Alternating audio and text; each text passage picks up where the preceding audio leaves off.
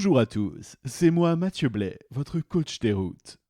Être un excellent leader requiert une rigueur exceptionnelle dans la définition de ses objectifs. Lorsque vous avez en responsabilité la vie et l'épanouissement professionnel de plusieurs dizaines de salariés, vous avez le devoir de correctement les guider sur le sentier du développement de leur plein potentiel productif. Mener, c'est savoir emprunter le sentier de la jungle et couper à la machette toutes les lianes les plus denses. Ignorer les vulgaires perroquets qui reproduisent les sons du système traditionnel. Trancher la tête des anacondas pour les montrer fièrement à toute l'expédition qui vous suit, de son pas lourd et pénible en chemisette bleu clair teintée de transpiration.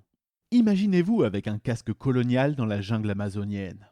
Quelles sont vos armes ? Les cités d'or dont vous souhaitez exterminer la population. Ce sont les vraies questions qu'il ne faut pas avoir peur de se poser, car en tant que véritable leader, vous serez amené à opérer des choix cruciaux pour le développement de votre entreprise.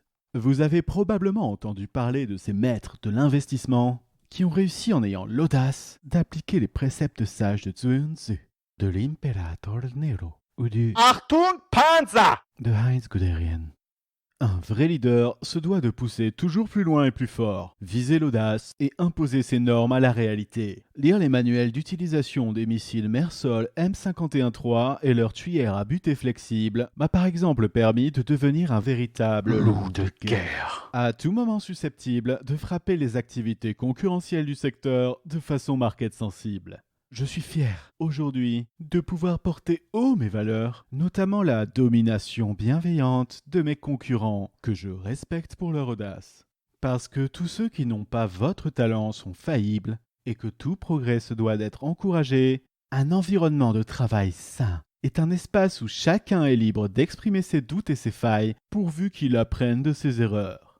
Un leader bienveillant doit toujours penser à récompenser les meilleurs éléments, mais doit malheureusement aussi punir les déloyaux sans pour autant s'attarder sur la jouissance que cela lui procure, car ce sont simplement là les deux revers de la médaille du chef de file tenant le glaive de la justice. L'humiliation passagère, quoique nécessaire, se devra d'être de courte durée, et vous donnerez rapidement l'occasion à votre apprenti de prouver sa valeur lors d'une nouvelle mission qui mettra à profit les nouvelles leçons qu'il aura acquises. Ces pratiques managériales post-bullshit s'inspirent de la sagesse d'antan et ont pour fonction de conduire vos collaborateurs à une déférence fertile, les invitant à montrer le meilleur d'eux-mêmes à travers votre jugement impartial. Ils vous regarderont dans une crainte admirative, respectable et authentique, pendant que vous ouvrirez la voie de la déroute avec détermination.